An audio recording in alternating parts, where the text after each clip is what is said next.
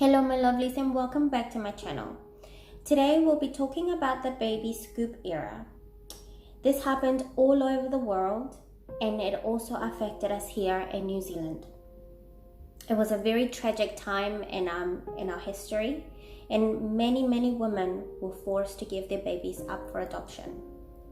So just before we get into today's video, I do want to address the fact that I haven't been posting for quite some time, and I'm so sorry that I had disappeared from you guys. I have been going through some difficult times, and basically I completely burnt myself out, and I was getting anxiety and I was fatigued, so I had to take a step back.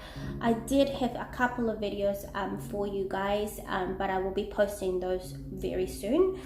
I do have some plans for October because it is the spooky month, so I do want to cover some myths and legends. So without further ado, I do want to jump right back into our topic. So today, you guys, we're going to be talking about the baby scoop era, a very sad and tragic time in our history.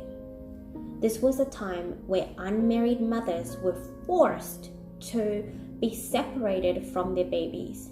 They had to give them up for adoption. It happened between the 1950s and 1970s. And it happened throughout the world. I don't think that there was a country that was able to escape this, unfortunately. At this time, the sexual revolution was happening. So a lot of young people were very confused because they were trying to break free from that society pressure, but it was still very prominent. So when they found themselves in trouble or pregnant, they wouldn't just bring shame to themselves, they would bring shame to all their family. And what they would want to do, the first thing that they would want to do, is get the father of their child to propose to them and marry them. Unfortunately, most of the time, these women were abandoned. They were not being proposed to because the men wanted to continue and live their life and enjoy. So what would happen to these women? The men, the first thing that they would do is give them some money to take care of the pregnancy. But at this time, it was very illegal and incredibly dangerous.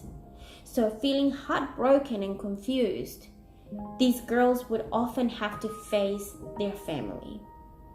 And their families would send them on a holiday or a vacation.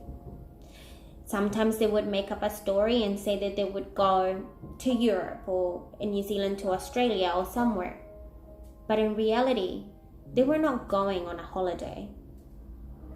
They were sent to mother homes where they would be carrying out their pregnancy and delivering these babies. At the end, they would not get their baby. They were forced to give them up. The perception that the families had was that their daughters would go and give birth and adopt these unwanted children and come back into society and later get married to a reputable partner and start a real family. What they didn't take into account was the mental health repercussions that this would have on the children and the mothers.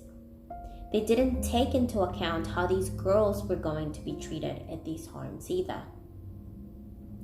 Just alone in New Zealand, 60,000 young women were sent to these homes. That's a lot of women and children.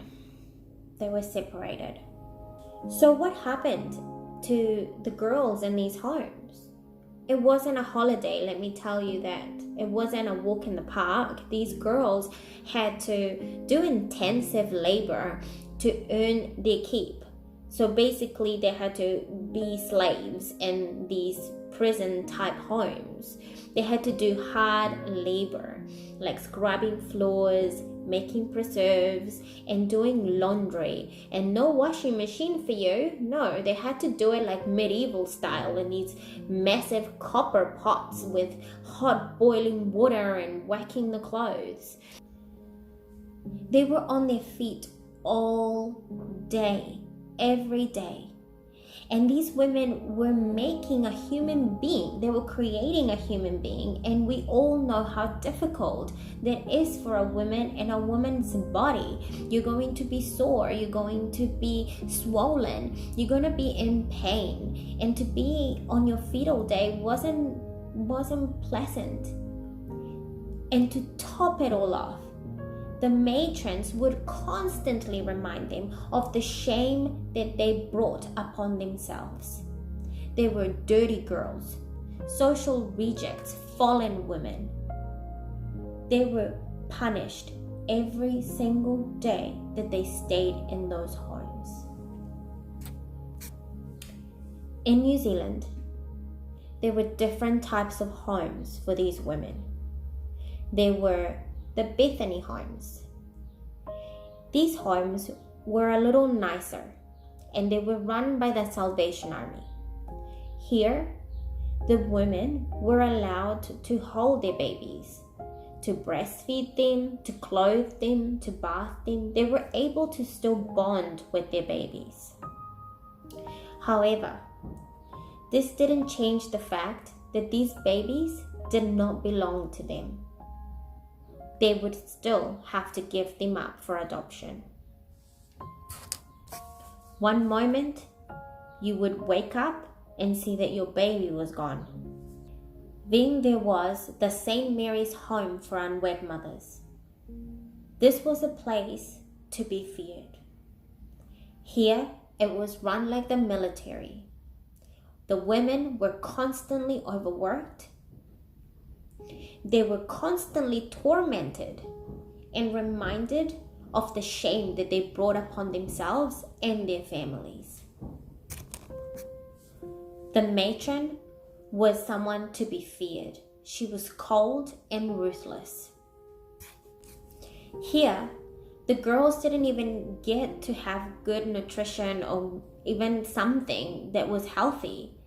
You would not believe, but they made them eat porridge with weevils on them. Ugh, they're like these little bugs that crawl in the porridge. That was their only source of food.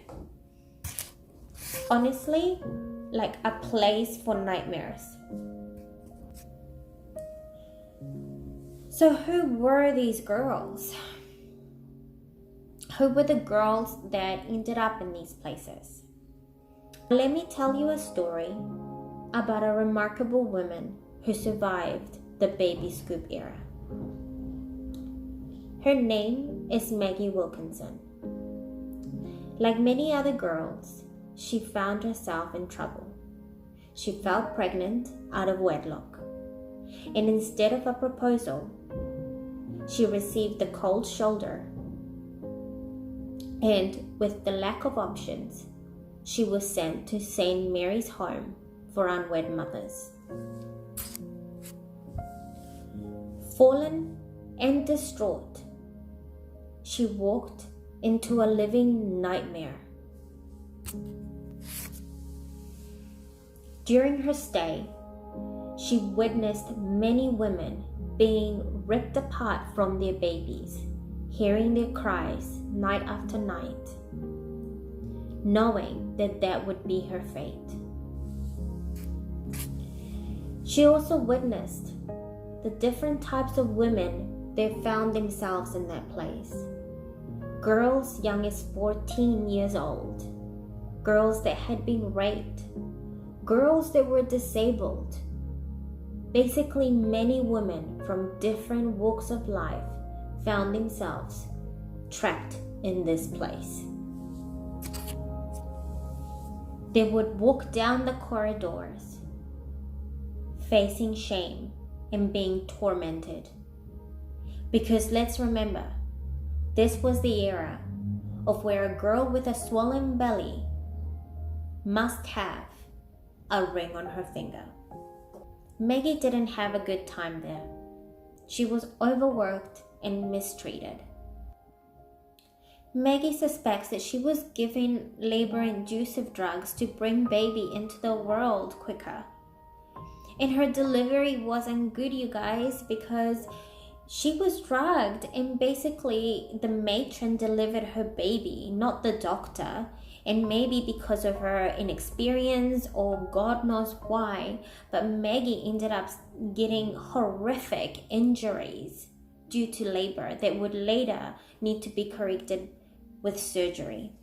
She wasn't even able to hold her baby.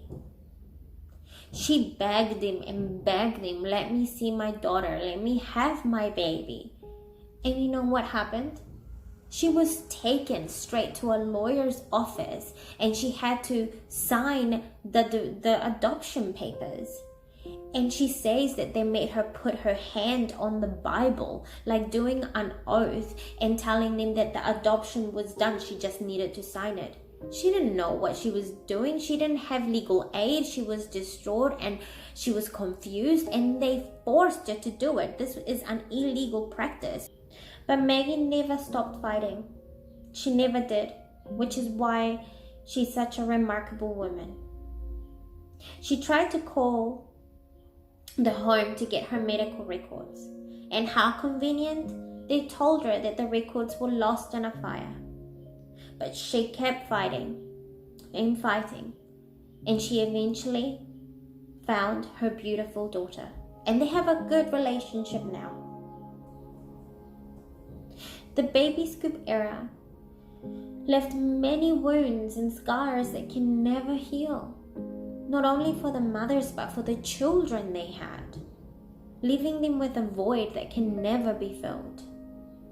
Every day they have to get out of bed and fight against their demons. These children wandering around the world wondering why their mom or dad didn't want them. You know, abandonment issues, identity crisis issues.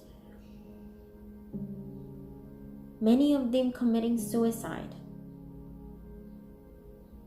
The frustrating part in all of this is that the government is not taking it seriously.